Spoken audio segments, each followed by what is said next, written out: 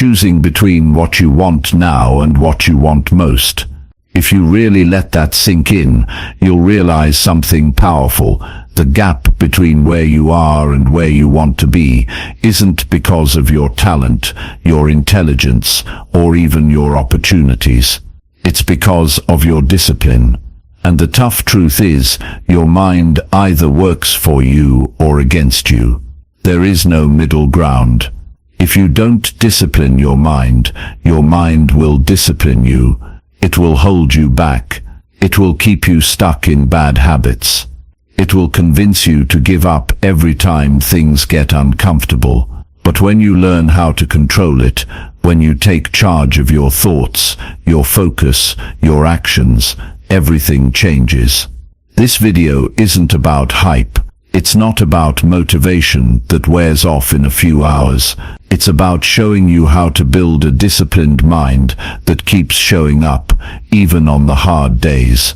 Especially on the hard days. You'll learn simple, practical steps to build mental strength, stay focused, and follow through on the things that matter most in your life. These are the same habits and strategies that separate people who win from people who just wish they could. If you're tired of starting over, if you're done breaking promises to yourself, if you're ready to build real discipline and take back control, you're in the right place. Stay until the end, and you'll walk away with a clear plan, real tools you can use, and a mindset that doesn't just want more, but knows how to go out and get it. Let's start building the mind that will change your life. Chapter 1. You've been lied to. Discipline isn't a punishment. Discipline is the key that unlocks every door you've ever wanted to walk through. Success, confidence, health, freedom, it's all waiting on the other side of one choice. And that choice is not luck. It's not talent. It's not who your parents were or where you were born. It's discipline. The ability to do what needs to be done, especially when you don't feel like it. That's the difference between those who build a life they're proud of and those who stay stuck in the same loop, year after year, wondering why nothing changes. But here's the thing, nobody told you growing up, and it's time you heard the truth. Discipline isn't punishment. It's not something you suffer through. It's not a life sentence of boring routines and restrictions. Discipline is freedom. Discipline is power. Discipline is the ultimate act of self-love. And when you finally understand that, not just in your head, but deep in your gut, everything changes. For far too long, discipline has been misunderstood. People hear the word and immediately picture some strict, joyless life. They think of waking up before dawn, running miles in the freezing cold, eating the same bland meal every day, and they say, "That's not for me." But what they don't realize is that discipline isn't about taking things away from your life. It's about giving you everything you've ever wanted. Freedom from stress, freedom from regret, freedom from feeling like you're living below your potential. Imagine waking up every day and knowing that you're exactly where you're supposed to be, that you're living life on your terms because you have the strength to make the hard choices. That's what discipline gives you. It's not punishment. It's the highest form of respect you can give yourself, and it's the only way you'll ever become the person you were meant to be. When you avoid discipline, you don't avoid pain. You just trade one kind of pain for another. You trade the temporary discomfort of doing the hard thing now for the long-term agony of regret later. And regret is a far heavier burden to carry. Regret keeps you up at night. Regret makes you wonder what could have been if you had just done what you knew you should have done. But discipline is the pain that weighs ounces. Regret weighs tons. Discipline asks you for a little bit of effort today. Regret robs you of peace for years. When you choose discipline, you're choosing peace in advance. You're making an investment in a future where you're proud of yourself. where you look back and know you gave it your all. And there's no better feeling in the world than knowing you honored your potential. I get it. It's not easy. Waking up early, saying no to distractions, showing up when you'd rather sit it out, that takes effort. But what people miss is that the first steps are always the hardest. At first it feels like pushing a boulder up a hill, but if you keep showing up, something shifts. That boulder starts rolling. Momentum kicks in, and suddenly the things that used to feel impossible start to feel natural. Discipline stops being this constant struggle and starts being your default setting. You don't have to force yourself to do the right thing because you've trained yourself to crave it. You start wanting the things that are good for you because you've seen the results. You've felt the pride. You've lived the freedom. And once you taste that, you'll never go back. People think they need motivation to be disciplined. They wait to feel inspired. They think they have to be in the right mood. But motivation is a liar. It's fleeting. It shows up when it feels like it, and disappears the moment things get tough. Discipline doesn't care how you feel. It's there no matter what. It's the voice in your head that says, I don't feel like it, but I'm doing it anyway. And that's the voice you need to listen to, because that's the voice that builds champions. That's the voice that changes lives. Motivation gets you started. Discipline keeps you going. And the people who win in life are the ones who do it whether they feel like it or not. There's something powerful that happens when you realize you're in control.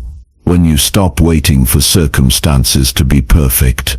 When you stop blaming your past, your parents, your boss, the economy, anything and everything outside of you. When you decide, no more. When you make the commitment to yourself that no matter what happens around you, you're going to show up. You're going to do the work.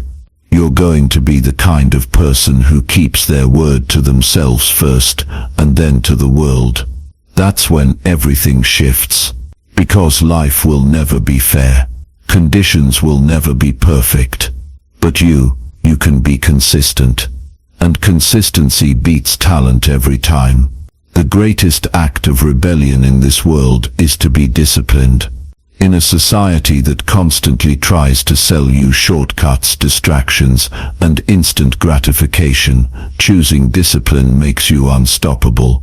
When everyone else is looking for an easy way out, you're willing to take the hard way, and because of that you rise.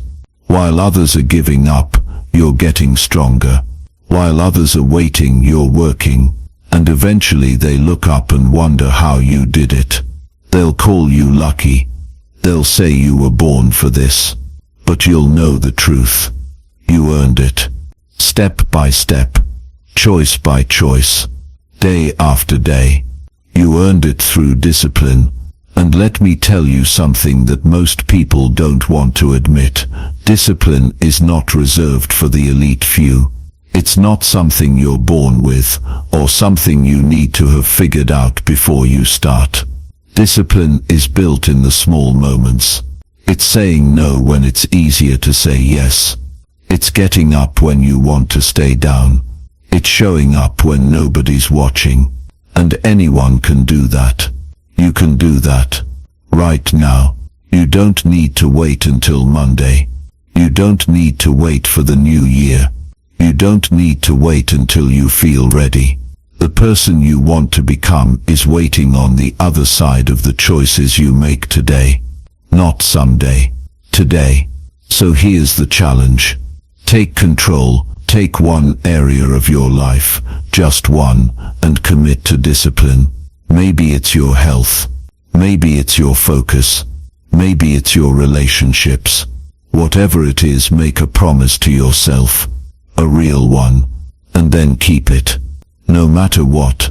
Because when you start keeping promises to yourself, you rebuild trust with yourself. And that trust is everything. When you trust yourself, you become unstoppable. Because you know that no matter what happens, you'll have your own back. You'll do what needs to be done. And that kind of confidence changes everything. You don't need to be perfect. You don't need to have all the answers. You just need to start. And starting isn't about going all in and burning yourself out. It's about showing up consistently. One day at a time. One choice at a time. Discipline is like a muscle. At first it's weak, but every time you use it, it gets stronger. And one day you'll look back and realize you became the person you always wanted to be. Not because of one massive decision, but because of 1,000 small ones. And that's how real change happens. Quietly, consistently, powerfully. If you want to be free, if you want to live a life that you're proud of, you have to understand this. Discipline isn't a punishment. It's the path to everything you've ever wanted. The life you dream about is not going to show up by accident. It's built, brick by brick, through discipline, through showing up on the days you don't feel like it, through doing the hard things when no one's watching, through choosing your future self over your current comfort. And that life, that freedom, it's waiting for you. You just have to take the first step. This is your moment. You've been lied to long enough. You've been told that discipline is hard, that it's suffering, but now you know the truth. Discipline is the greatest form of love. Discipline is the path to peace. Discipline is the foundation of power, and once you commit to it, really commit, your life will never be the same. So stop waiting. Stop negotiating with yourself. The time is now. The choice is yours, and you are ready. Because deep down, you've always been ready. You just needed someone to remind you of who you really are. Chapter 2. Comfort zones are killing you. The life you want, the life you keep seeing in your mind when the world gets quiet, isn't somewhere out there waiting for you to find it. It's buried deep inside you, hidden underneath layers of comfort, convenience, and avoidance. And here's the truth, as long as you stay comfortable, you stay stuck. Comfort zones don't keep you safe. They keep you small. They keep you tame. They wrap around you like warm chains, convincing you that you're fine where you are, that you're doing okay, that you'll get to it tomorrow. But deep down, you know, you feel it every night before you fall asleep. You know there's something more for you, and it's waiting on the other side of discomfort. You were not made to be comfortable. You weren't put on this earth to drift through your days looking for the next dopamine hit, the next distraction, the next easy way out. You are built for challenge, for struggle, for growth. And real growth always lives outside the walls you build to protect yourself from feeling uncomfortable. That voice in your head that tells you to stay safe, to stay where it's easy. That voice is lying to you. It's trying to protect you from pain, but in doing so, it's robbing you of your power. Nothing that matters comes from a life of comfort. Your potential isn't found inside your routine. It's found when you step out into the unknown, when you take the risk, when you do the thing that scares you. And I get it. Discomfort isn't fun. No one wakes up excited about getting uncomfortable. No one enjoys failing. No one loves the feeling of uncertainty. But what's worse? Living a life where you never know what you're truly capable of. Waking up 10 years from now, realizing you played it safe, realizing you left your potential sitting on the table because you didn't want to feel awkward or vulnerable or afraid. That's a pain you can't fix. And the scary thing is, that pain doesn't show up all at once. It creeps in slowly. It shows up in the form of quiet disappointment. Missed opportunities, that heavy feeling in your chest when you know you're not living up to who you could be. Your comfort zone whispers lies in your ear, telling you that it's better to be comfortable, better to be cautious, better to wait until you're ready. But you will never be ready. No one is ever ready for change. You become ready by stepping forward while you're still scared. You become ready by taking action before you feel confident. You don't wait to feel courageous. Courage is something you earn by moving while you're afraid, by showing up while you're shaking, by stepping forward into the unknown with nothing but a decision to keep going. The reason most people never leave their comfort zone is because they are addicted to certainty. They want to know exactly how it will all play out before they take the first step. They want guarantees, but life doesn't hand out guarantees. It hands out opportunities to those willing to embrace uncertainty and take action anyway. Growth doesn't come with a roadmap. You have to be willing to walk the path without knowing exactly where it leads. And if you're brave enough to do that, life rewards you with something better than certainty. It gives you strength. It gives you resilience. It gives you the ability to handle anything that comes your way because you've trained yourself to thrive in discomfort.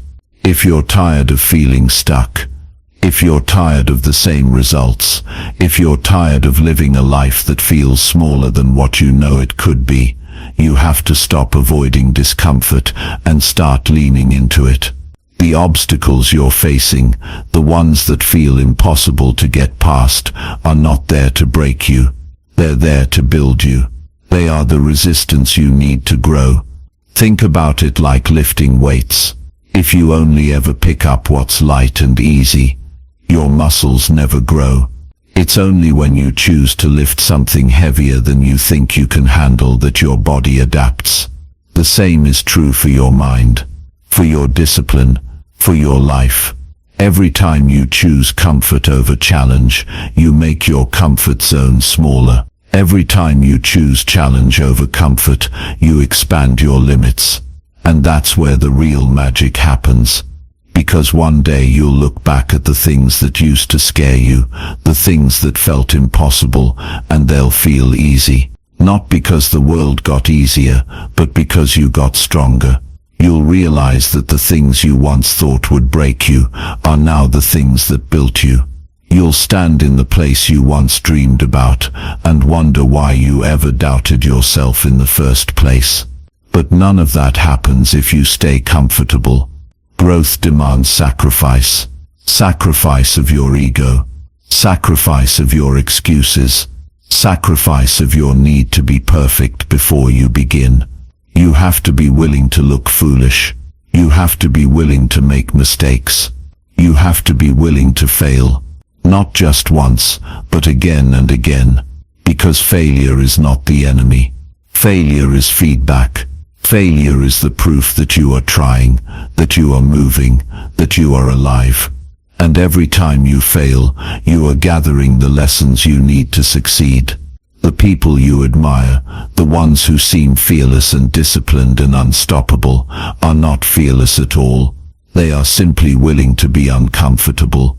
They are willing to fail in front of the world. They are willing to get up one more time than they fall. They don't have some magic power that you don't. They have trained themselves to embrace discomfort. They've made friends with fear. And you can too. You don't need to take massive leaps. You don't need to change everything all at once. You just need to take the first step. One step outside your comfort zone. One action that stretches you. Maybe it's having the difficult conversation you've been avoiding. Maybe it's waking up an hour earlier and doing the work while everyone else is still asleep. Maybe it's saying no to something easy so you can say yes to something hard. And when you take that first step, you'll prove to yourself that you can do hard things. And the more you prove that to yourself, the more unstoppable you become. The comfort zone is not where you belong. You were not made for average. You were made for excellence. You were made for growth. You were made to rise. But none of that happens until you are willing to let go of your need to be comfortable.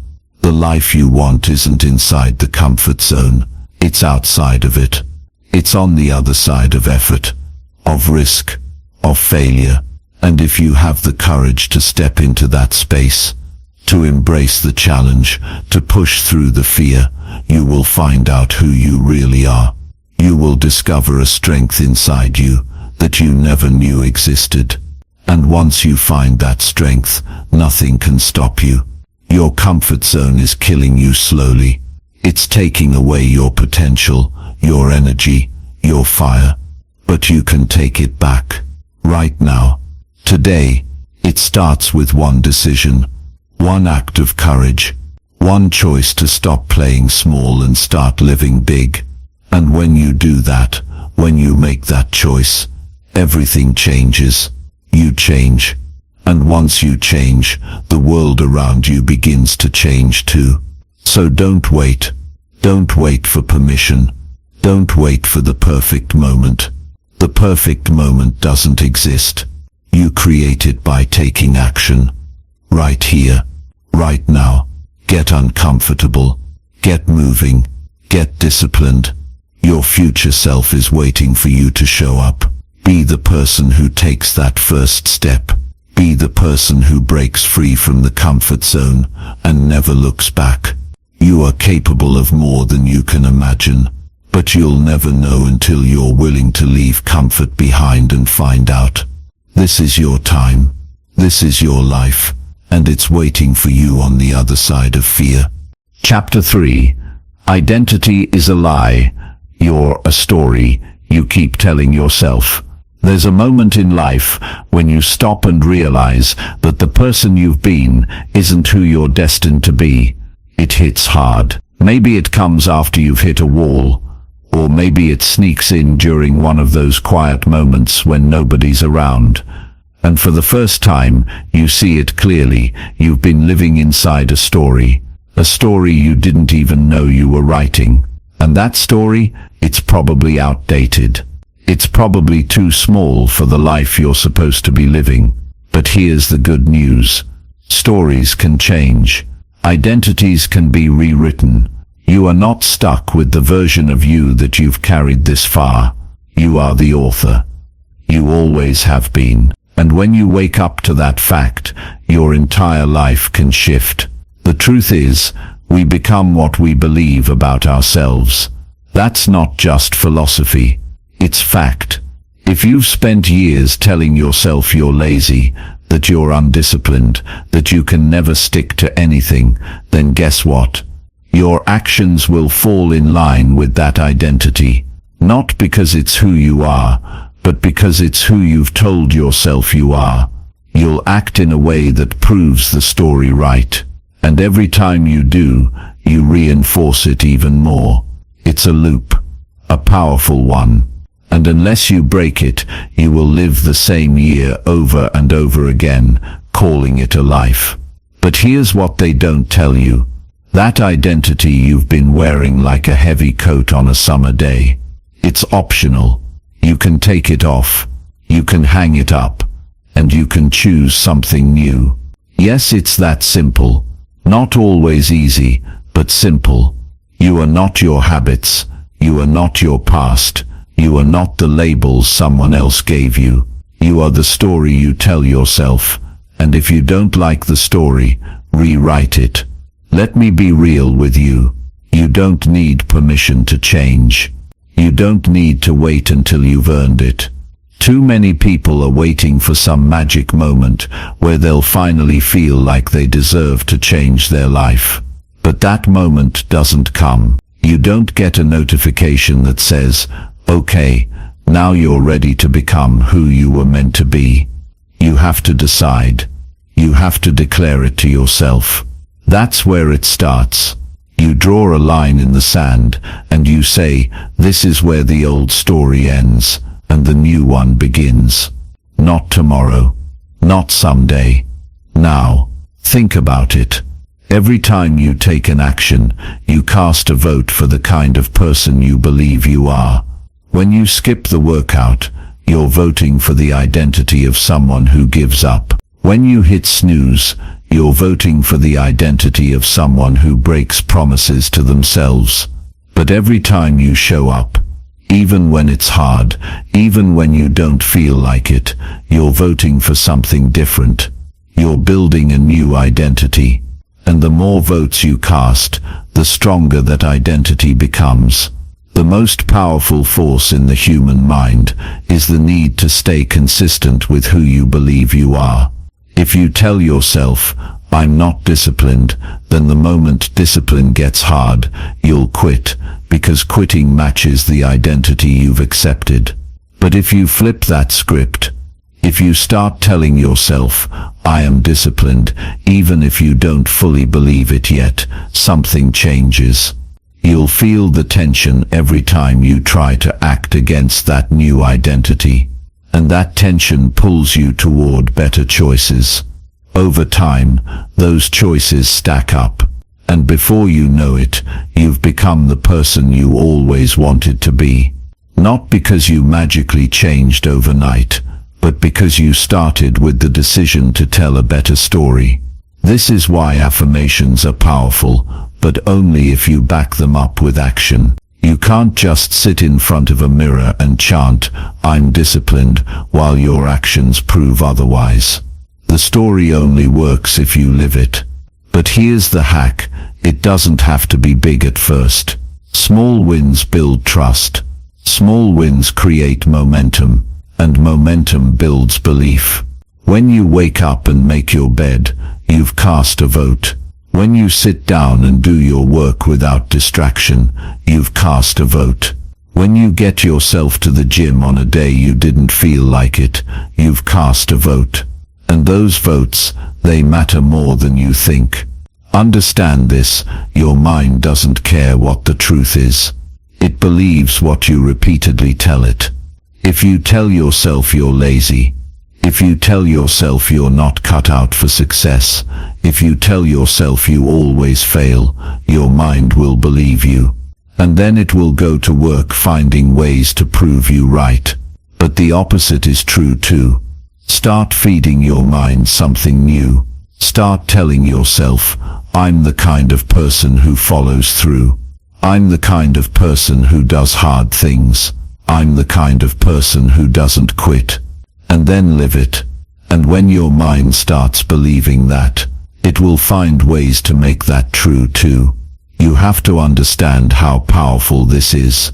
The entire system of who you are right now is just a series of habits built on the identity you've accepted.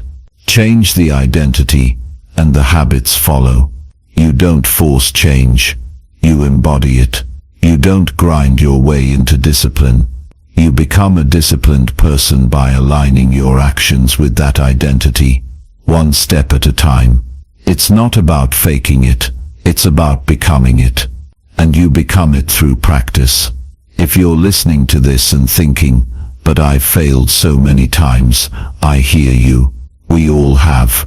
But failure doesn't make you a failure. Failure is data. It's feedback. It's a lesson that tells you something about what didn't work. It's not who you are, and it's not a death sentence. The only way failure becomes your identity is if you choose to wear it. But you can choose something else. Right now, you can decide that failure is simply part of the story that makes you stronger, wiser, better prepared for the next chapter. Let me tell you something about identity shifts. They don't come with fireworks. They come quietly. You decide you're no longer the person who quits when it gets hard. You decide you're the person who finishes what they start. And then you back it up. Quietly. Consistently. Day after day. Until one day, it's just who you are. You don't have to think about it anymore. It's automatic. And that's when you've won. Identity is not fixed. It's fluid. It can be rewritten. And it's rewritten by you. No one else. Not your past. Not your parents. Not your circumstances. You get to choose who you are. And you get to prove it with the actions you take today. Stop waiting for someone to give you permission. Stop waiting for the perfect moment. You are ready now. You've always been ready. You just needed to remember who you are and what you're capable of. So what story have you been telling yourself? And what story are you going to start telling yourself now? Because your life will rise or fall to the level of that story. Choose wisely. Speak it boldly. Live it relentlessly. And watch how everything begins to change. Not by chance, by choice. This is your moment. This is your life. And the pen is in your hand. Start writing a story you're proud of. And never stop. Chapter 4. The discipline of saying no is what gives your yes power. You will never own your life until you learn how to say no. It's one of the simplest things to say, yet it's one of the hardest things for people to do. And that's not because you're weak or you don't have the strength. It's because the world has conditioned you to be available, to be agreeable, to always say yes. Yes to distractions, yes to people who drain you, yes to commitments that pull you away from what really matters. But here's the truth. Nobody told you. Every time you say yes to something that doesn't serve you, you are saying no to something that does. And your future depends on whether you have the discipline to reverse that equation. You don't have an energy problem. You don't have a time problem. What you have is a priority problem, and it's costing you more than you realize. The life you want isn't going to come from adding more to your plate. It's going to come from cutting out what doesn't belong there in the first place. Discipline is not just about what you're willing to do. It's about what you're willing to walk away from. It's about what you're willing to reject, what you're willing to sacrifice, and what you're willing to protect. And if you don't protect your time, your energy, your focus, no one else will. Saying no isn't selfish. It's self-respect. It's looking at your life and recognizing that not everything deserves a piece of you. It's understanding that your attention is your most valuable currency, and you can't afford to keep spending it on things that give you no return. Every yes you give comes at a cost. You just have to decide if it's worth it. Most people are bankrupt, not because they don't have enough talent, time, or potential, but because they give their attention away too easily. They're so worried about being liked, about being accepted, about not disappointing anyone, that they end up disappointing the only person who truly matters, themselves. And that ends now, because you are not here to live life on other people's terms. You are here to build something bigger. You are here to lead yourself first before you can ever hope to lead anyone else. And leadership starts with boundaries. It starts with having the courage to say, no, that's not for me, even when it's uncomfortable. Especially when it's uncomfortable. Every time you say no to something small, you make room to say yes to something big. That's how power works. That's how freedom works. It's not about being able to say yes to everything. It's about being able to say no to almost everything, so that the few things you do say yes to get your full presence, your full energy, your full commitment. Think about it. If you say yes to every opportunity, every invitation, every distraction, how much of you is left for the things that actually matter? How much energy do you have left to build the body you want, the mind you want, the life you want? How much time is left over to work on your craft, to develop yourself, to become great at what you do? Greatness doesn't come from spreading yourself thin. It comes from going deep. It comes from doing less, but doing it better. And that only happens when you get ruthless about what you allow into your life. You are not required to attend every argument you're invited to. You are not obligated to engage with every drama that circles your world.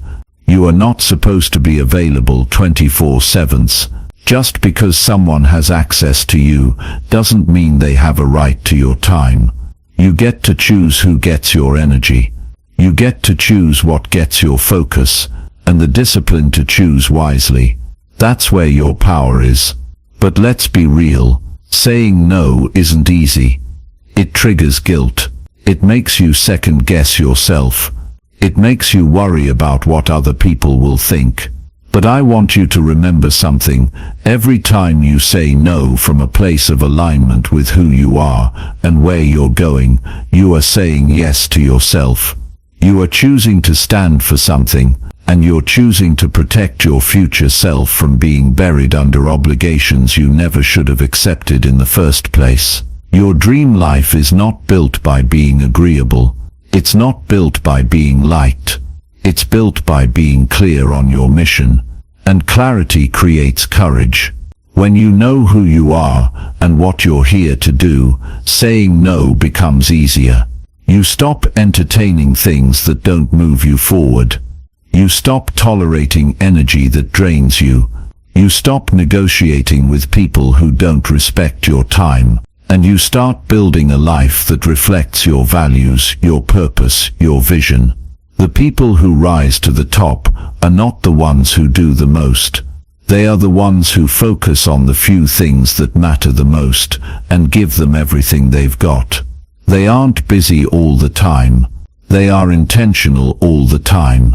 And that's the difference between being productive and being busy. Busy people say yes to everything and wonder why they're exhausted. Productive people say no to almost everything and channel their energy into the few things that truly matter. And that's how they win. So ask yourself right now, where are you saying yes when you should be saying no? What commitments are you holding on to out of guilt or fear or obligation, not because they're aligned with your purpose? What distractions are stealing your attention from what really matters? The people who succeed at the highest level are not more talented than you. They are just better at saying no. And you can be too. It starts small. The next time you're asked to do something that doesn't feel aligned with your goals, say no. The next time you catch yourself about to waste an hour scrolling on your phone, stop. The next time you're invited into gossip, decline. Every no is a vote for your future self. Every no is an act of discipline that makes room for a more powerful yes down the road. Because here's the thing, the power of your yes is determined by how often you're willing to say no. If you say yes to everything, your yes means nothing, but if you say no more often, your yes carries weight. It becomes meaningful, and the people around you will respect it more because they know you don't give it away lightly. You are the gatekeeper of your life. You decide who gets in and who doesn't. You decide what stays and what goes. And if you don't stand guard at the gate, distractions, negativity, and energy leaks will flood in and take over. Your life is your responsibility. No one else is coming to protect your time, your energy, your future. That's on you. And the sooner you accept that, the sooner you reclaim your power. Saying no is not about shutting the world out. It's about choosing what you let in. It's about curating your life with intention. It's about making sure that the things you say yes to are things that move you closer to the person you want to be and the life you want to live. Every time you say no to something that doesn't serve you, you are building a life that does. Every time you draw a line in the sand and say not for me, you create space for what's meant for you to find you. Every time you protect your focus, you sharpen your edge. And when you do that consistently, you become unstoppable. The discipline to say no is not about being harsh or cold. It's about being clear. It's about having boundaries that protect your peace, your energy, and your purpose. And clarity, my friend, is a superpower. So here's the truth you need to take with you today. Every yes is a trade. Make sure you're trading for something that matters. Make sure you're trading for something that brings you closer to who you want to be. Make sure you're trading for something that leaves you proud of how you spent your time and energy. You only get one life, one shot, and it's happening right now. Not tomorrow, not next week, not someday. Now you can't afford to keep giving yourself away to things that don't deserve you. You can't afford to keep saying yes to things that steal from your future. Now is the time to decide. Now is the time to be bold. Now is the time to protect your energy, like your life depends on it. Because it does. You were not born to be everything to everyone. You were born to be something great to someone, and that someone starts with you. Say no to what doesn't serve you. Say yes to the life you're here to build. And when you do that, when you make those tough calls, when you choose your focus over your fear of saying no, everything in your life will start to shift. You'll feel lighter. You'll feel stronger. You'll feel unstoppable. So take your power back. Say no. Say it unapologetically. Say it with strength. And watch how your life transforms.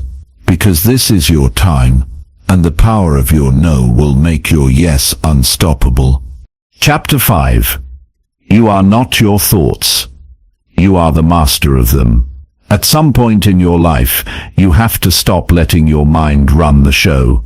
You have to stop giving so much power to every thought that passes through your head, because if you don't, it will control you. And if your mind controls you, everything in your life gets harder than it needs to be. You have to understand this. You are not your thoughts. You are the one watching them. You are the one who decides what stays and what goes. And the moment you realize that you reclaim your power, that's the moment your life begins to change. Because until then, you're living like a passenger. But you were never meant to be a passenger. You were meant to drive. You were meant to be the one in control.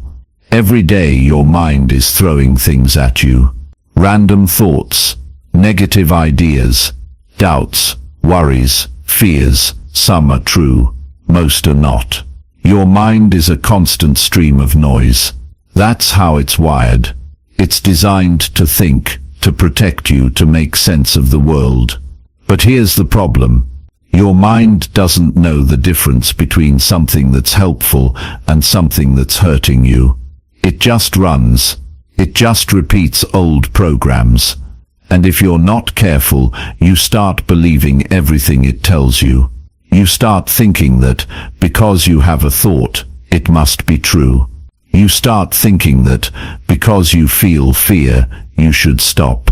You start thinking that because you feel doubt, you're not ready. And that's how your mind traps you. But you don't have to live like that. You can take control of your mind. You can separate yourself from the noise. You can look at your thoughts without getting pulled into them. And when you do that, you become unstoppable. Because now you're in charge. Now you're the one choosing what to believe, what to act on, what to focus on. Now you're the master, not the slave. And that's where real discipline starts. It doesn't start with your body. It doesn't start with your habits. It starts in your mind. It starts with the thoughts you allow to stay. Imagine if you treated every thought like a guest knocking on your door. Some guests you invite in. You sit them down. You offer them something to drink. You spend time with them. But others, you don't even open the door. You look through the peephole and say, "No, not today." That's how you have to be with your mind. You don't have to accept every thought. You don't have to believe every story it tells you. You get to decide. And when you start making that decision consciously, your life begins to shift in ways you can't even imagine. Because, here's the truth, your life is a reflection of your dominant thoughts. What you focus on expands. If you let fear run your mind, your life will be ruled by fear. If you let doubt take over, you'll hesitate at every opportunity. If you let negativity win, you'll only see what's wrong. But if you take control and start feeding your mind discipline, confidence, courage, focus, everything changes. You start seeing possibilities instead of problems. You start taking action instead of waiting. You start leading instead of following. And that's when your life becomes yours again. Now, I'm not saying it's easy. Your mind is loud, and it's persistent.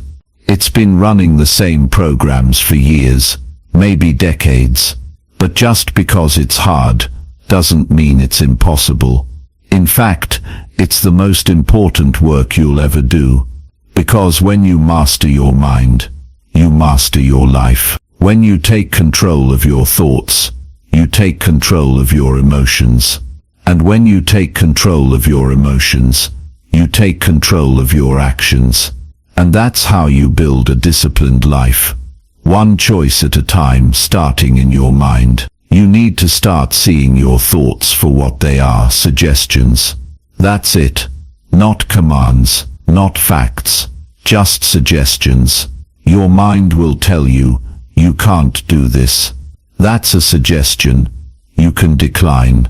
Your mind will say, what if you fail? That's a suggestion.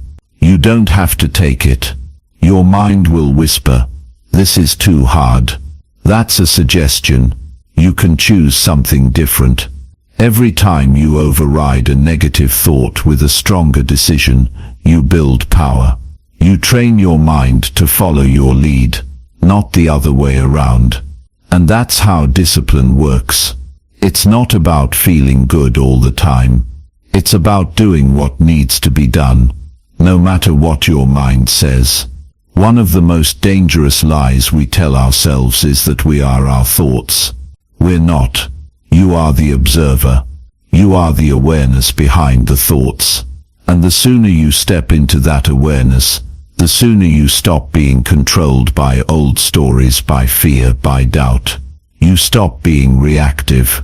You start being intentional. And life opens up in ways you didn't think were possible. Think about it like this. You can't always control the first thought that pops into your head. But you can always control the second one. You can always control what you do next. Maybe fear shows up. Maybe doubt creeps in. That's fine. You're human. But what matters is whether you listen to it or not. What matters is whether you believe it. What matters is whether you act on it. And when you choose to act in spite of the fear, in spite of the doubt, you take back your power. You prove to yourself that you're not controlled by your thoughts. You control them. And here's something powerful. The more you do this, the quieter the noise becomes. The more you train your mind to follow your lead, the more it starts working with you instead of against you. It stops throwing up the same objections. It stops recycling the same doubts. It starts adapting. It starts evolving. Because your mind isn't the enemy. It's a tool. And when you use it the right way, it becomes your greatest ally. You have to stop waiting for your mind to be quiet before you take action. You have to stop waiting for perfect clarity before you move. The disciplined mind acts first, and lets the feelings catch up later. The disciplined mind understands that thoughts are like clouds passing through the sky. They're temporary, they're fleeting, they don't define you, and they don't control you unless you let them. You are not your thoughts. You are the thinker of thoughts, and the thinker has the power to choose, right now. In this moment, you can choose a new thought. You can choose a new belief. You can choose a new direction. And when you do that enough times, you build a new identity. You become someone who leads their mind, not someone who is led by it. That's the real power of discipline. It's not just waking up early. It's not just going to the gym. It's not just grinding through your to-do list. It's the quiet, invisible work of mastering your inner world. It's the daily decision to choose thoughts that serve you. It's the commitment to focus on what moves you forward. It's the awareness to know when your mind is lying to you, and the strength to act anyway. And when you master that, when you get to the place where your thoughts are tools and not chains, you become unstoppable. Because nothing can hold you back except the story you tell yourself. And you're the author of that story. Always. This is your time to take control. This is your time to stop being a prisoner of your mind and start being the master. You have the power. You've always had the power. You just forgot for a while. But now you remember. Now you know. And once you know, you can never go back. Because you've seen the truth. You are not your thoughts. You are the one who chooses what comes next. So choose power. Choose discipline. Choose to lead your mind, not be led by it. And everything in your life will change. Starting now. Chapter 6. Do the boring work. Boring creates mastery. If you're serious about changing your life, about building something you're proud of, something solid, something lasting, you're going to have to make peace with something that no one tells you when they talk about success. You're going to have to get really good at doing the boring work. Not once, not twice, every day, over and over and over again, until it becomes who you are, because the truth is, success is not sexy, it's not a highlight reel, it's not fireworks and applause, it's quiet, it's repetitive. It's the same small simple actions stacked on top of each other until one day you look back and you've built something extraordinary. But most people never get there because they quit when it gets boring. They quit when the excitement wears off. They quit when the work isn't shiny anymore. And that's the trap. That's the reason so many people stay stuck, wondering why they can't seem to break through. They think they're supposed to feel fired up all the time. They think they need to feel motivated to keep going. But motivation is a liar. It comes and goes like the weather. You can't depend on it. You can't build anything real on something that's unstable. What you can depend on is discipline. Discipline is the ability to show up when you don't feel like it. Discipline is what carries you through when motivation packs up and leaves. And discipline, real discipline, is built in the boring moments. If you look at anyone who's great at what they do, I mean truly great, not just good for a little while, you'll find they've made friends with boredom. They've embraced the grind. They've found a way to fall in love with the process, not just the result. And that's where mastery lives. It doesn't live in the big moments, the big wins. It lives in the small things. The things no one sees, the things no one claps for, the early mornings, the late nights, the extra reps, the time spent refining the details when no one's watching. That's where greatness is forged, quietly, relentlessly. The problem is, we live in a world that's addicted to dopamine. Everything is designed to give you a quick hit, fast results, instant gratification. And if something doesn't give you that rush right away, you move on to the next thing, the next shiny object. But mastery doesn't work like that. Mastery is slow. It's deliberate. It's repetitive. And at times it's brutally boring. But that's the point. The boring work is the work that matters most because it's the foundation, and a solid foundation isn't built overnight. It's laid brick by brick, day after day, even when it's not exciting. Especially when it's not exciting. You have to stop chasing excitement and start chasing excellence. You have to be willing to do the same thing every day, to get up and put in the reps, even when it feels like nothing's happening. Even when the results aren't coming fast enough. Because the results are coming. You just can't see them yet. It's like planting seeds. You water them every day, you tend to them, and for a while nothing happens. It's easy to think it's not working, but beneath the surface, roots are growing, foundations are forming, and if you stay consistent, if you stay disciplined, one day those seeds break through the ground, and then they grow fast. But they only grow fast because you were patient during the boring part. You were faithful in the process when it didn't look like it was working. I need you to understand something right now. The boring work is not a punishment. It's not a test to see how much you can endure. It's a gift. Because when you can discipline yourself to keep going when it's boring, when it's hard, when it's thankless, you separate yourself from the crowd. You enter rare air.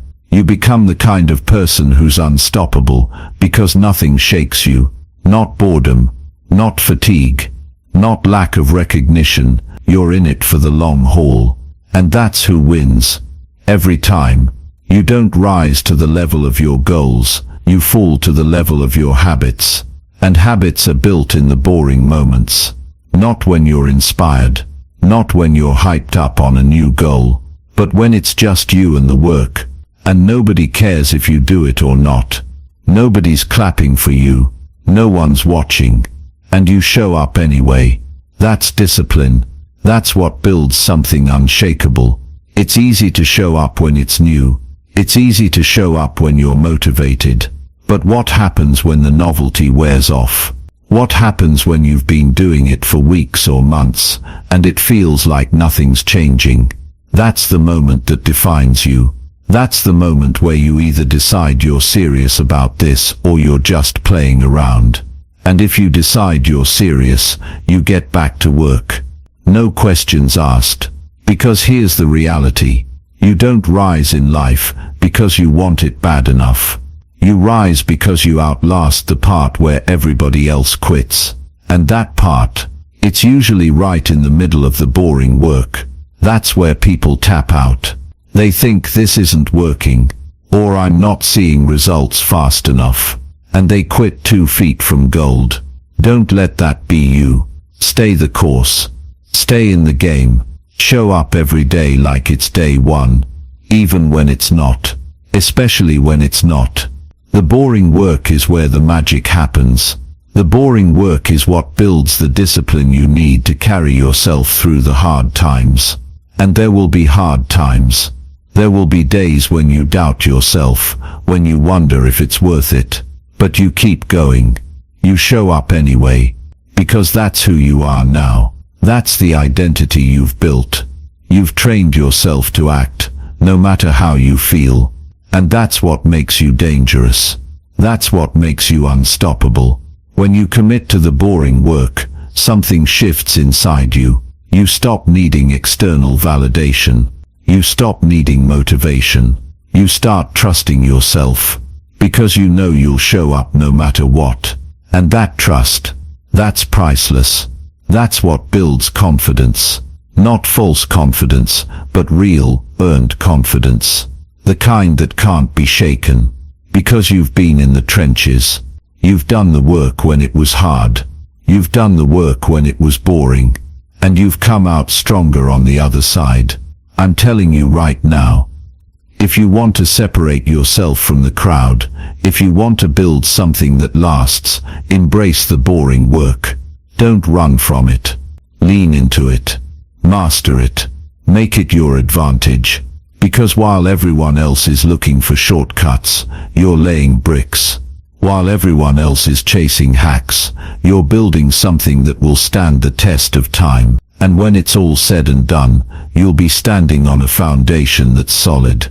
And nobody can take that away from you. This is your time. This is your shot. Do not waste it waiting for things to get exciting. Do not waste it looking for the easy way out. Embrace the process. Embrace the boring work.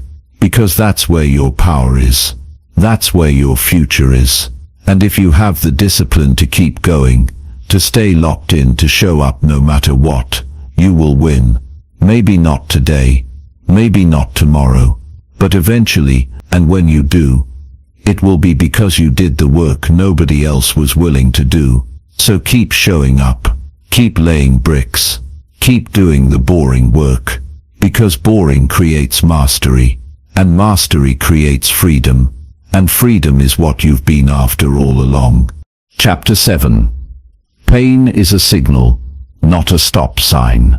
Every single person who has ever achieved something extraordinary, every athlete who stood on a podium, every entrepreneur who built something from nothing, every human being who pushed beyond their comfort zone and into greatness, understood one thing that changed everything. Pain isn't something you run from. It's not something you avoid. Pain is not your enemy.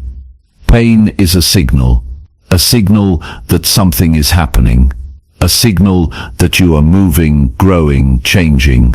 It's not a stop sign. It's not a wall. It's a doorway. But most people never walk through it, because the second they feel it, they pull back. They retreat. They step away from the very thing that's going to make them stronger.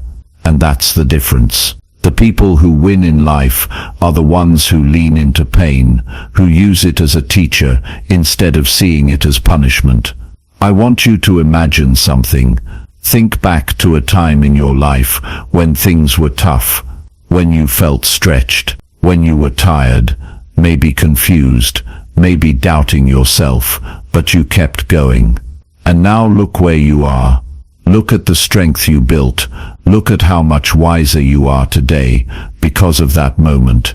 You didn't get weaker from it. You got stronger. You didn't get smaller. You grew. But if you had quit back then, if you had let the pain convince you to stop, you wouldn't be who you are right now. You wouldn't be sitting here, listening to this, searching for more, pushing for better. You're here because you've already survived so much more than you give yourself credit for. And you can survive this too. You can handle what's coming. You can get through the next level of discomfort. You just have to shift the way you see pain. Pain isn't a problem. It's a process, and it's trying to teach you something. It's telling you you're alive. It's telling you that you're pushing boundaries. It's telling you that you are in the place where growth happens. But growth doesn't feel good at first. Nobody tells you that part. Growth feels like breaking. It feels like pressure. It feels uncomfortable because it's supposed to. You are literally outgrowing an old version of yourself, and that hurts. But the hurt isn't forever. And it's not for nothing. It's for something. It's for you. It's for the stronger, wiser, more disciplined version of you that's waiting on the other side. People talk a lot about motivation. They talk about inspiration. But the truth is, those things are fair weather friends. They show up when the sun's out. They show up when it's easy. But discipline shows up in the rain.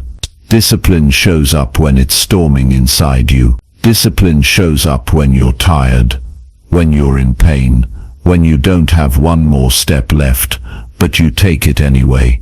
That's what builds character. That's what builds strength, not the easy days, not the days when it all makes sense. The hard days, the days when you are face to face with your limits, and you decide to keep going anyway. Pain is an invitation to rise. It's not meant to crush you. It's not meant to stop you. It's meant to wake you up. It's meant to show you where you're still holding back. And if you have the courage to listen to it, you'll find out something powerful about yourself. You'll find out that you can handle far more than you ever believed. You'll find out that you are stronger than the pain. And that changes everything. Some of the greatest transformations in life happen right after the moment when you feel like giving up. Right after you push through the pain.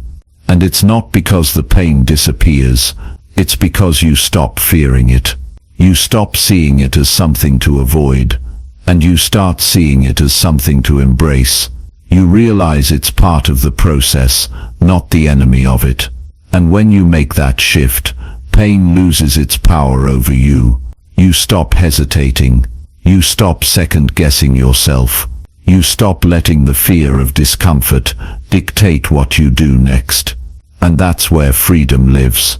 Your relationship with pain defines your future. If you run from it, if you avoid it, if you stay comfortable, you stay stuck. It's that simple. But if you run toward it, if you embrace it, If you let it sharpen you, everything opens up. You build resilience. You build confidence. You build the kind of mental toughness that makes you unstoppable because nothing scares you anymore. You've faced pain, you've walked through it, and you've come out on the other side, stronger. No one escapes pain. No one gets through life without it. But the difference between those who thrive and those who crumble isn't whether or not they feel pain. It's what they do with it. Some people let pain break them. Some people let pain build them. And you have a choice.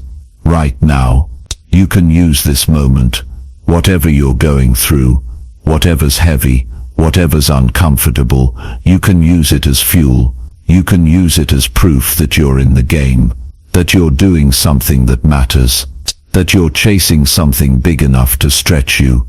And that's the thing about pain. It's a sign that you're stretching, that you're growing, that you're expanding beyond where you've been. And that's what life's about. You didn't come this far just to stay the same. You didn't fight through everything you've been through just to settle. You're here because you're made for more. But more doesn't come to people who stay comfortable. More comes to people who lean into discomfort and use it as a tool to carve out the best version of themselves. You've got to stop thinking of pain as the enemy. Pain is the path. It's the doorway to everything you've ever wanted. But you have to be willing to walk through it. You have to be willing to feel it, to sit in it, to learn from it, and then to rise because of it. No shortcuts, no easy ways out. Just you facing it head on and choosing to grow anyway. When it hurts, when it's heavy, when you want to quit, that's not the end. That's the moment you decide who you are. That's the moment you earn your next level. That's the moment you prove to yourself that you are not a victim of pain. You are the master of it. You're the one in control. You're the one who chooses how the story ends. And it doesn't end with you quitting. It doesn't end with you breaking. It ends with you rising, with you winning, with you becoming someone you're proud of. So take a deep breath, square your shoulders, and keep moving forward. You are not here to be comfortable. You are here to grow. And growth always comes with pain. But it's worth it. You're worth it. Every step, every struggle, every moment of discomfort is building something in you that nothing can take away. Not fear, not doubt, not failure. You're stronger than you think. You've already proved it by making it this far. Now it's time to take the next step, not away from the pain, but through it. Because on the other side of it, there's freedom, there's power, there's you, fully alive and unstoppable. And that's who you were always meant to be. Chapter 8. Dopamine Discipline. Hack the reward system. Every single day, whether you realize it or not, you are training your brain to crave something. You are wiring yourself to seek more of what you repeatedly do. And the scary thing is, for most people, they aren't aware of what they're feeding their mind. They're stuck in a loop that's designed to keep them chasing the cheap dopamine hits, the quick fixes, the easy wins, the distractions that feel good for a second and then leave you emptier than you were before. And that's why nothing changes. That's why they wake up tired, unfocused, and unmotivated. They've trained themselves to depend on the wrong things. They've wired their brains to need constant stimulation, constant entertainment, and constant validation. But you can change that. You can break that cycle. And if you do, everything in your life starts to shift. You have the power to rewire your brain for something greater. You can train yourself to crave discipline. You can train yourself to enjoy hard work. You can flip the script on what your mind sees as rewarding. And when you do that, when you get your brain to work with you instead of against you, your potential becomes limitless. But you have to be willing to step back and look at how you've been feeding your mind. Because every time you scroll mindlessly on your phone, every time you binge hours of meaningless content, every time you avoid the work you know you need to do, you're reinforcing the cycle. You're reinforcing the habit of seeking easy pleasure, and every time you do, you make it harder to focus, harder to stay disciplined, harder to get motivated. But the opposite is also true. The more you delay gratification, the more you choose discipline over distraction, the more you train your mind to crave the right things. You start to feel uncomfortable when you're wasting time. You start to feel off when you're not moving forward. And that's when everything changes. Dopamine is not your enemy. It's not something to fear. It's a tool. It's a chemical your brain uses to tell you, that was good, do more of that. And it's your job to decide what that is. If you give your brain garbage rewards, it will chase garbage behavior. If you give it meaningful, intentional rewards, it will start craving growth. But that doesn't happen on its own. It happens by choice, by awareness, by discipline. And it starts with taking control of the little things, because the little things shape the big picture. Imagine what happens if you train yourself to feel good about discipline. Imagine if every time you finished a workout, your brain got a hit of dopamine, because it recognized you did something hard. Imagine if every time you sat down to work on your craft, your brain rewarded you because it knew you were leveling up. That's not a fantasy. That's how the brain works.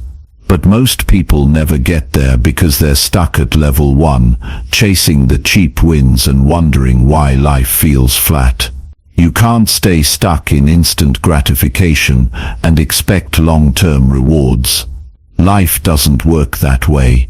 The more you chase quick dopamine, the weaker you get. The more you chase meaningful dopamine, the stronger you become. And I get it.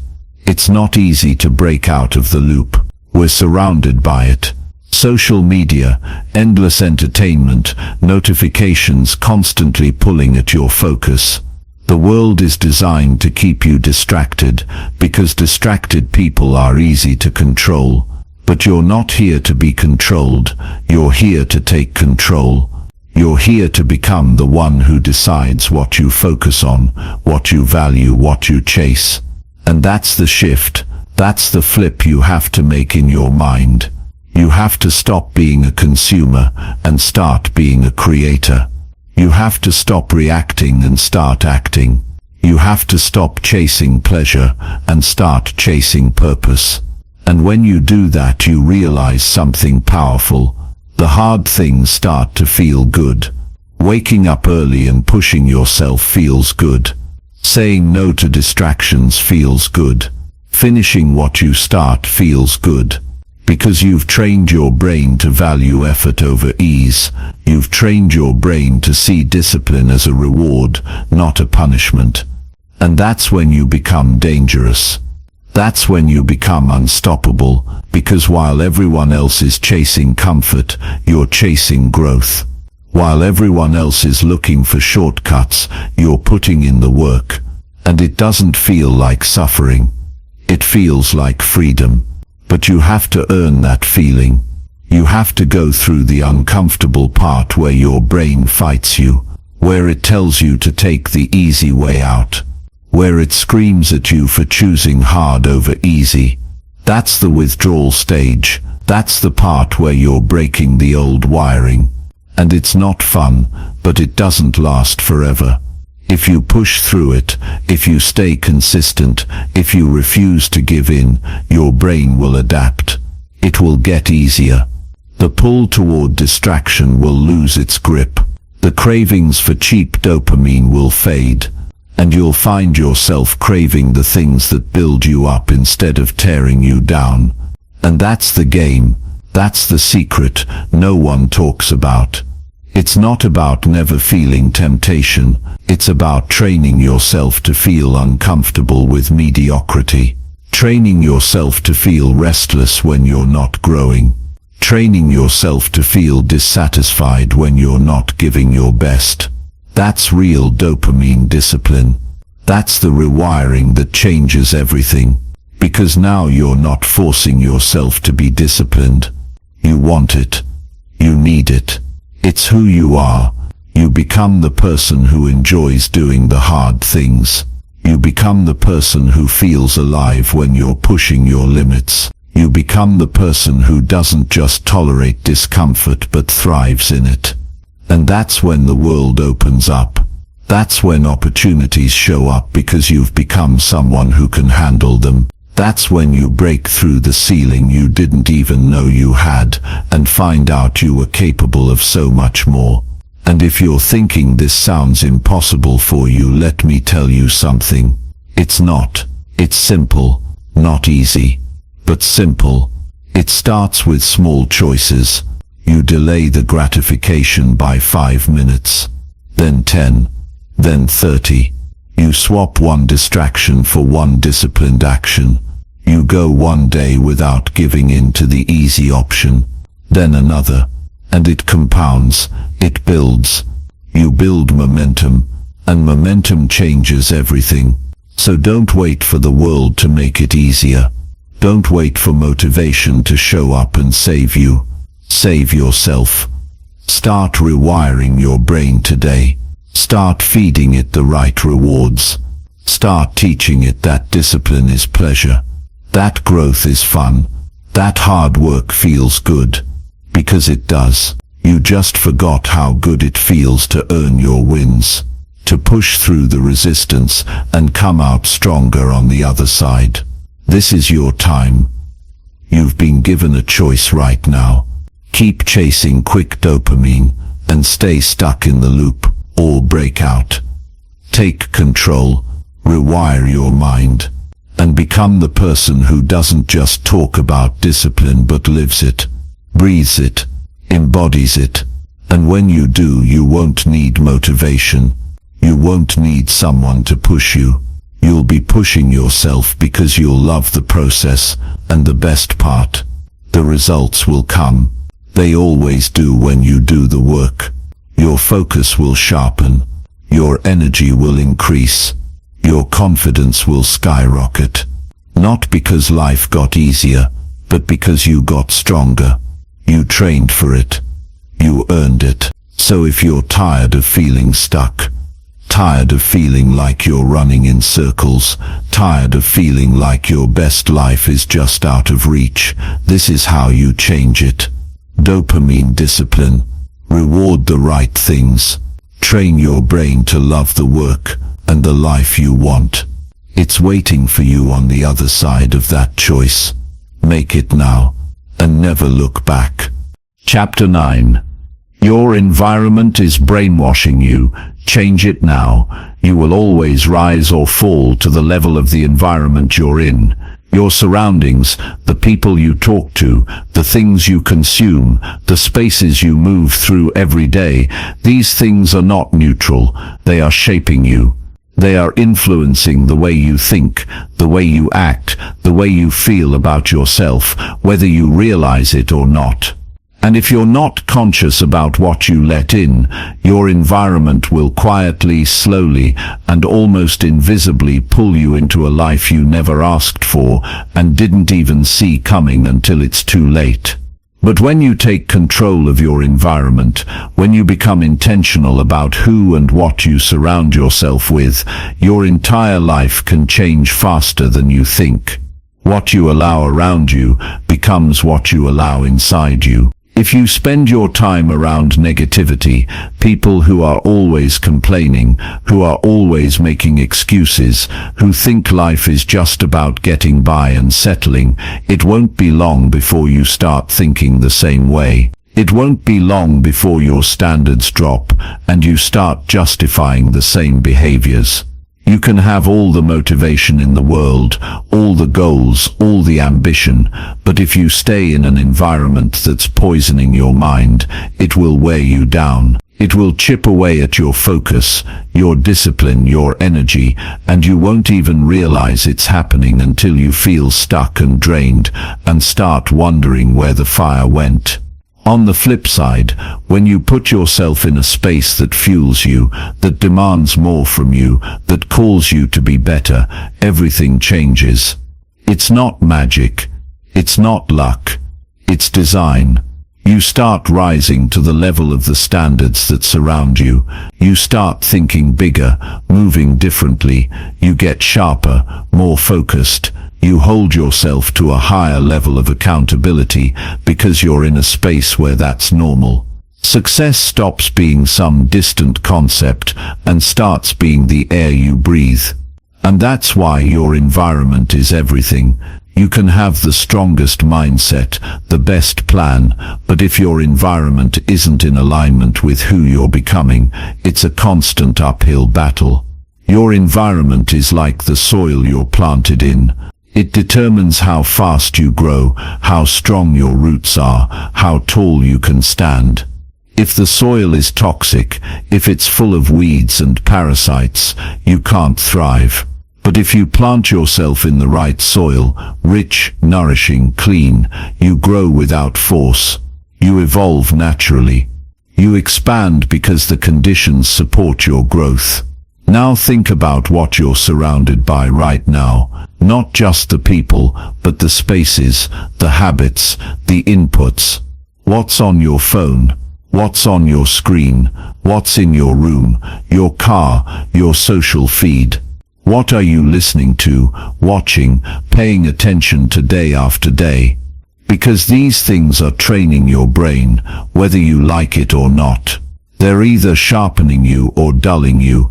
They're either feeding your focus or draining it. And if you're not ruthless about filtering out the noise, the negativity, the distractions, you will get stuck. Not because you're lazy, not because you're unmotivated, but because you're surrounded by things that are constantly pulling you away from your potential.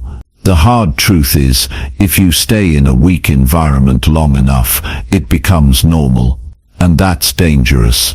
If you're surrounded by mediocrity, you start thinking it's acceptable to give less than your best.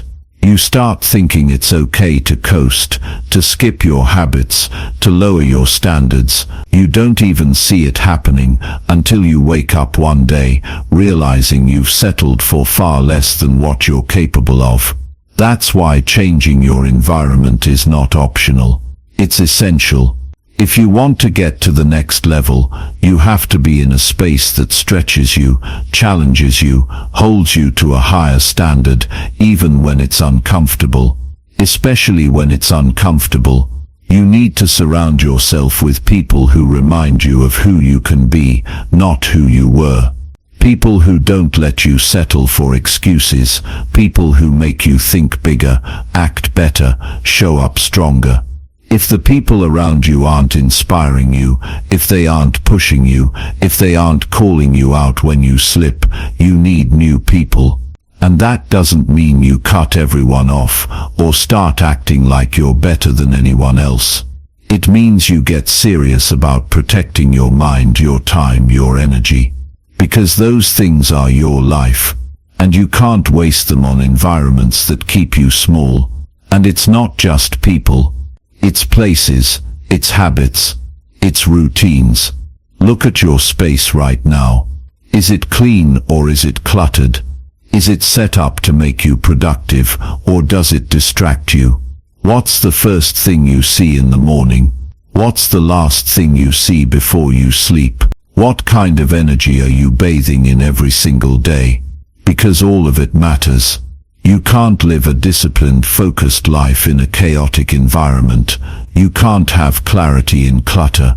You can't have peace in chaos. You have to build an environment that reflects the life you're creating. And that doesn't mean it has to be perfect. It means it has to be intentional. Every item, every sound, every piece of content you consume needs to serve your mission. If it doesn't, it's a distraction. And distractions kill dreams, slowly, quietly, until you forget you even had one. The The beautiful thing is, you can change your environment right now. You can clean your space. You can delete the apps that waste your time. You can cut back on the media that fills your mind with negativity. You can have the hard conversations. You can set boundaries. You can say no. You can decide, right now, that your mind, your time, and your energy are too valuable to waste on anything or anyone that doesn't help you grow. And the second you do that, things start shifting.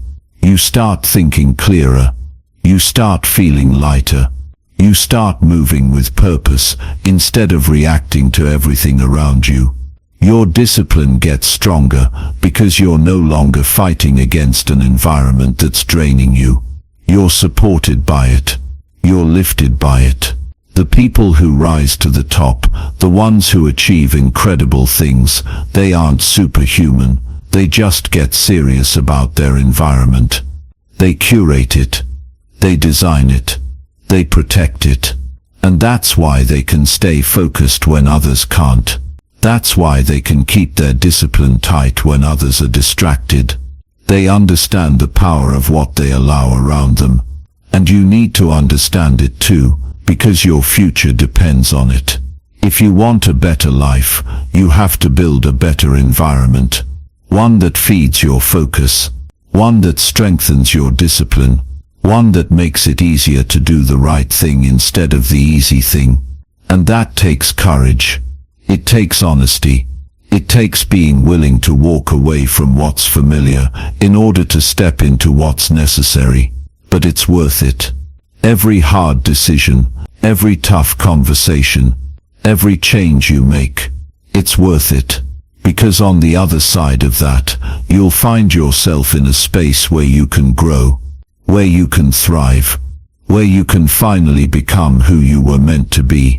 Your environment is either building you or breaking you. It's either sharpening you or softening you. And if you want to live a disciplined life, if you want to create something great, if you want to wake up every day knowing you're on the right path, you have to take control of it. No one else can do it for you. It's on you. And that's a good thing. Because that means you have the power. You can make the changes. You can take control, and you can build an environment that makes discipline inevitable.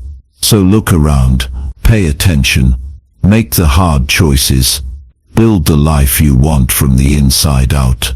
And it starts with your environment. Change it now, because your future depends on what you do today. And you're ready for this. You've always been ready. You just have to make the move, right now. Chapter 10. Track everything. Data creates discipline. You will never change what you don't measure.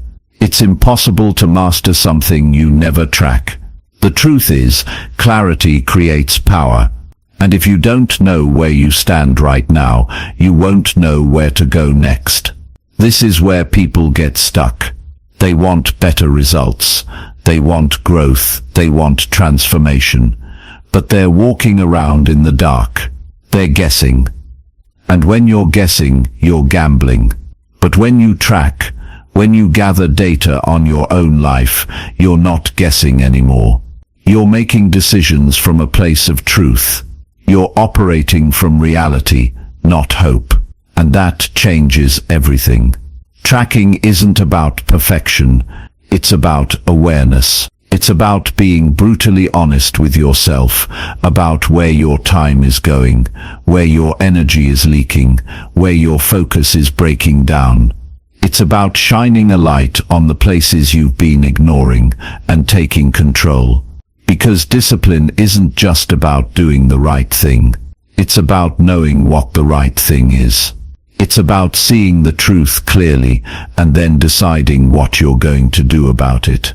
If you want to be disciplined, if you want to take your life to the next level, you can't afford to walk through life blindfolded. You need to see everything. You need to know yourself better than anyone else knows you. You need to track how you're spending your time, how you're using your energy, what's working, what's not. And you need to do it every single day. Not because you're trying to be perfect, but because you're building self-awareness. You're holding yourself accountable, and accountability is the backbone of discipline.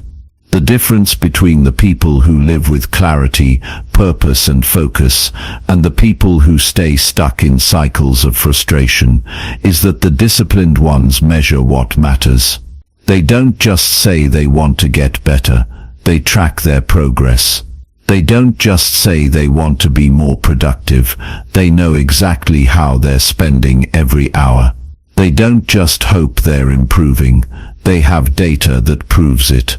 And when you have that kind of clarity, making decisions gets easier. Taking action gets easier. Staying disciplined gets easier.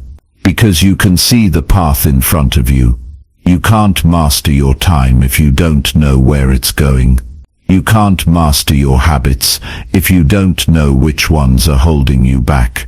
You can't master your energy if you don't know what's draining you. But when you track these things, even in the simplest way, you take back control. You start to see patterns. You start to notice the things you're doing on autopilot that aren't serving you. And once you're aware, you can change them. You can adjust. You can eliminate what doesn't belong and double down on what works. But it's not always easy to face the truth. A lot of people avoid tracking because they're afraid of what they'll see. They're afraid to look at how much time they waste. They're afraid to see how inconsistent they've been. They're afraid to admit they haven't been showing up the way they say they want to. But that's the work. That's where discipline starts. In the raw, unfiltered truth. You can't fix what you refuse to face. But if you have the courage to track it, you'll find power you didn't know you had. You'll start to see that discipline isn't about making huge dramatic changes overnight. It's about making small intentional changes every day. It's about adjusting your course by just a little bit, and then staying consistent. And when you track your progress, you can see those small changes stacking up. You can see yourself getting stronger. You can see your habits becoming solid. You can see your results building momentum. And that's where motivation starts to grow. Not from empty hype, but from evidence.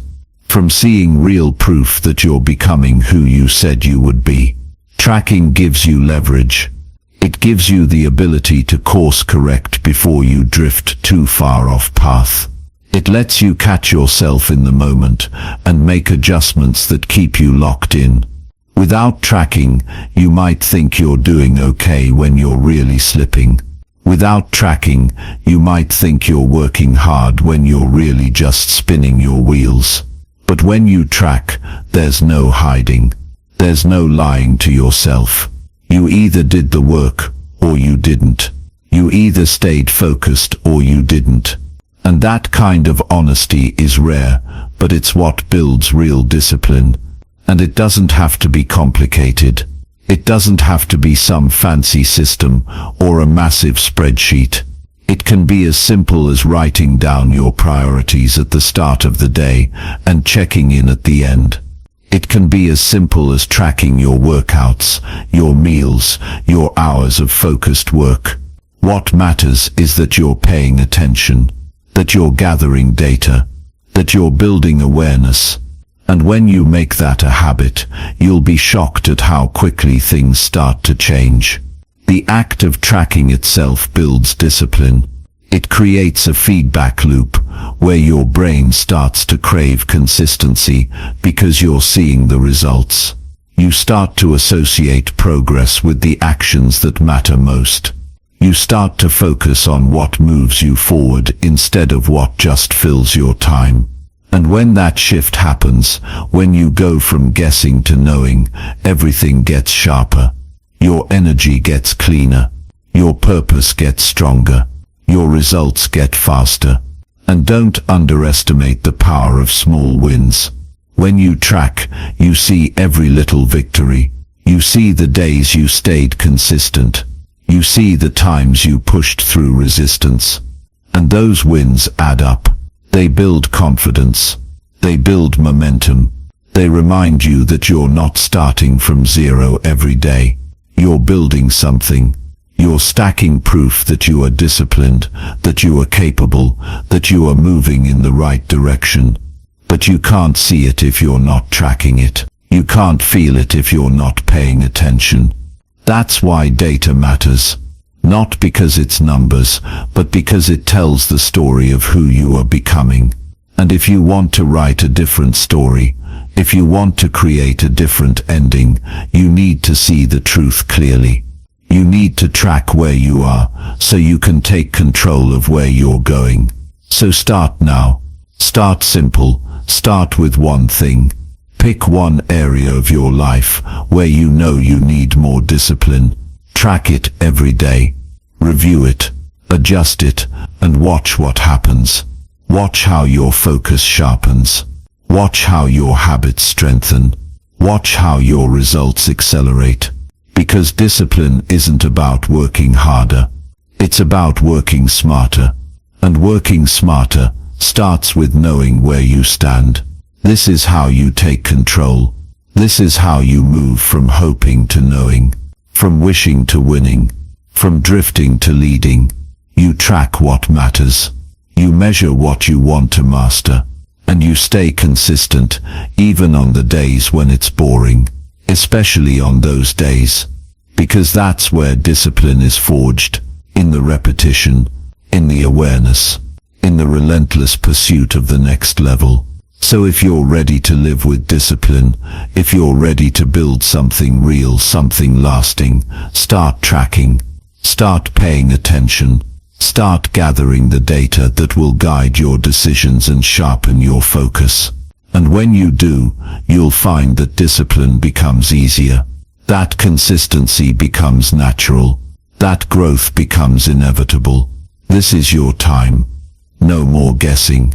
No more drifting. Get clear. Get focused. Get disciplined. And it starts with tracking everything that matters. Because what gets measured gets mastered. And you are ready to master your life.